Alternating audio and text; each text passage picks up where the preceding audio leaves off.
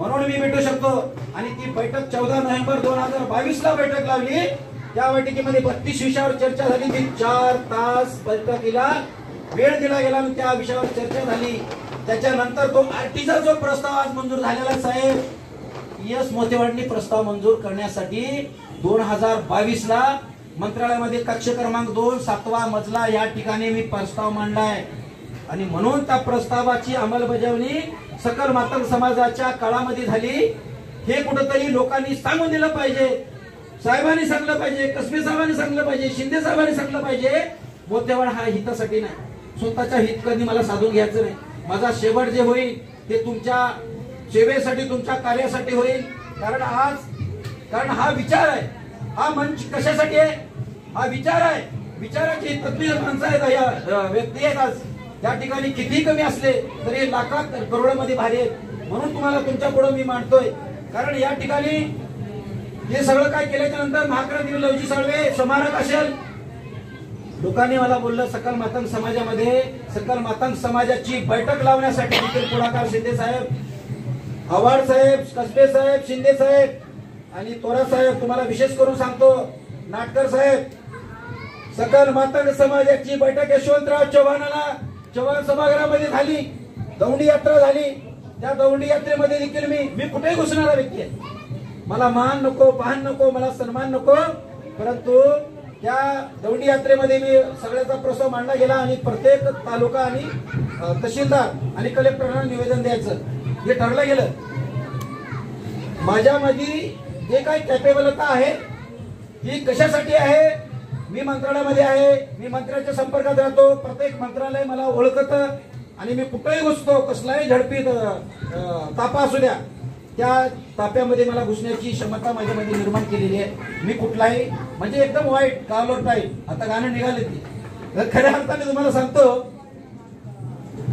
तर मग त्या दिवशी मी माननीय मुख्यमंत्री साहेबांना यशवंतराव चव्हाणचं सभागृहाचं झालं, कार्यक्रम झाल्या दुसऱ्याच दिवशी मी माननीय एकनाथरावजी शिंदे साहेबांना प्रत्यक्षरित्या मी मंत्रालयात भेटलो आणि भेटून मातंग समाजाच्या विषयासंदर्भात सकल मातंग समाजाच्या लेटर पॅडवर मी सकल मातंग समाजाचा एक समन्वयक म्हणून त्या ठिकाणी जाऊन प्रत्यक्षरित्या त्यांना म्हणलं, साहेब अशा पद्धतीचं आमचं आंदोलन पुण्यावरनं आझाद मैदानला निघणार आहे आणि या विषयासंदर्भात आपण तातडीने बैठक घ्यावी आणि तुम्ही असा प्रस्ताव डायरेक्ट तुम्ही एक प्रस्ताव मंजूर करून हे करावं आणि बैठक घ्यावी, अशा पद्धतीचं तुम्ही रिमार्क करून द्यावं। लगेच साहेबांनी रिमार्क केला, घ्या बैठकीचं घ्या आणि तुम्ही सकल मातंग समाजाची बैठक आपण लावून टाकू। म्हणून 25 मार्च 2023 ला साहेब ती बैठक विधान भवनमध्ये लावली गेली आणि त्या बैठकीमध्ये लोकांची चाल चालू झाली। मोतेवाड साहेब, आता मोतेवाड जर आला तर आपलं काही दुकान बंद होणार, अशा पद्धतीचं वातावरण तयार केलं गेलं। तरी पण मी जबरदस्ती मी विधान भवनमध्ये गेलो आणि म्हणलं मला पण यायचं आहे। मी बैठक लावली, माझं नाव नाही। मग त्या बैठकीमध्ये आव्हाड साहेब देखील बाहेर फिरत होते, ही वस्तुस्थिती आहे, ही साक्ष आहे। परंतु माझं नाव त्या बैठकीमध्ये नसल्या कारणाने मला बैठकीला येता आलं नाही, जाता आलं नाही। मी विधान भवनमध्ये गेलो, परंतु पोलीस प्रशासन असेल त्या माध्यमातून मला म्हणलं तुम्हाला जाता येणार नाही। पण मी जाहीररित्या सांगतोय आज सकल मातंग समाज म्हणजेच काय हे कोणाला कळलं का?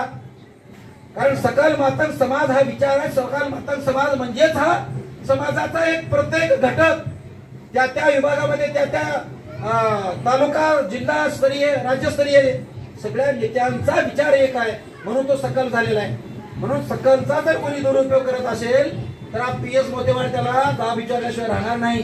कारण जाब विचारण्याची ताकद मी मगाशी तुम्हाला सांगितलं, कारण प्रामाणिकपणा पाहिजे, लाचारी पत्करायला नाही पाहिजे। म्हणून साहेब साठे साहेब अतिशय मी आज वास्तविक मी मांडतो तुमच्या समोर।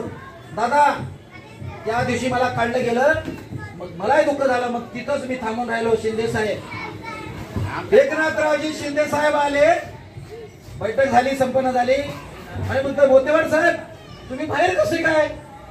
तुम्ही तर बैठकीचा प्रस्ताव घेतला, तुम्ही बैठक लावा म्हणून विनंती केली आणि तुम्ही बाहेर कसं काय?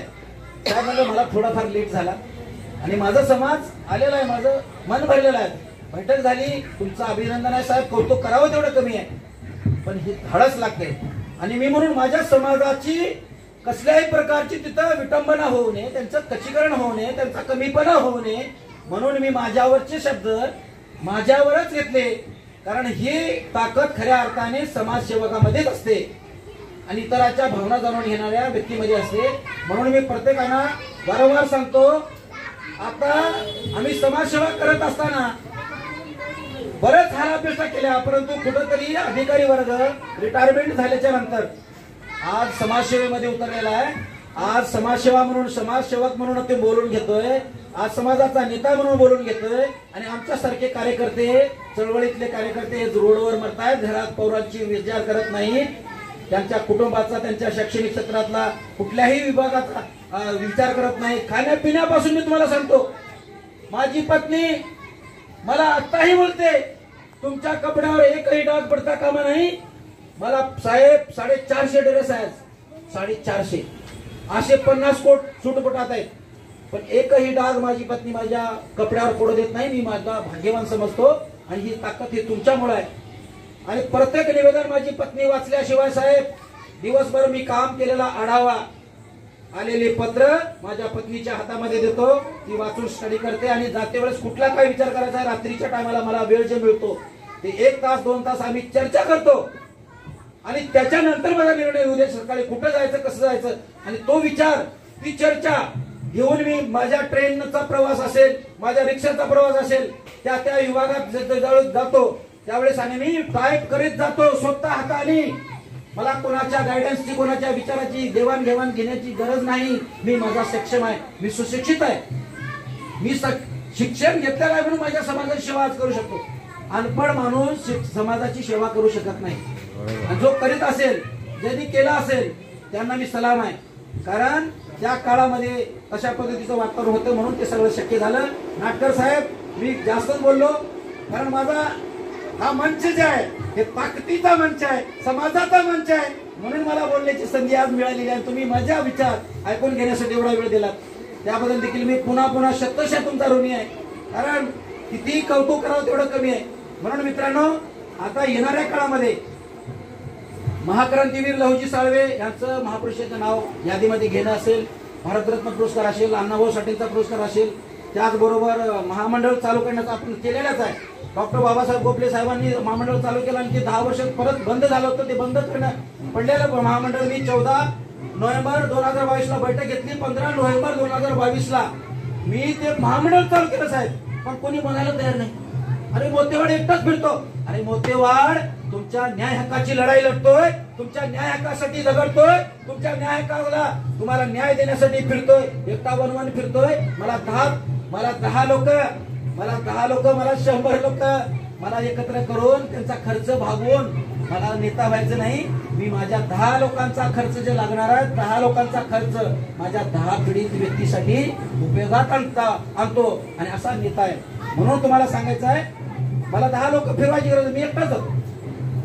10 लोकांचा खर्च जो असतो ना, तो उरलेला खर्च माझ्या 10 पीडित नागरिकाला न्याय देण्यासाठी मी लावत असतो मित्रांनो.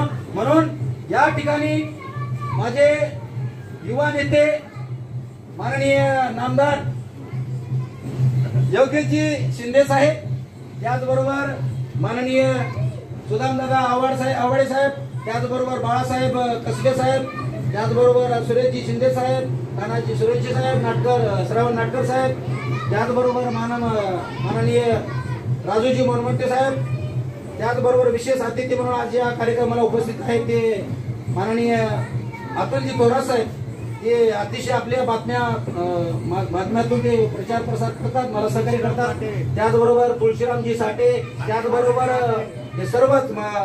आणि माझं या देशातलं पहिलं गीत ज्यांनी सादर केलं, ज्यांनी माझा प्रचार प्रसार केला, ते माझ्या सर्वच समाजाचे लाडके सुप्रसिद्ध असे गायक, त्यांनी मला प्रसिद्ध करण्याचं काम केलेलं आहे. पहिलं गाणं माझं काढून माझे 2-4 गाणे त्यांनी काढलेले आहेत, त्यांचं देखील मी मनापासून कौतुक करतो, आभार व्यक्त करतो.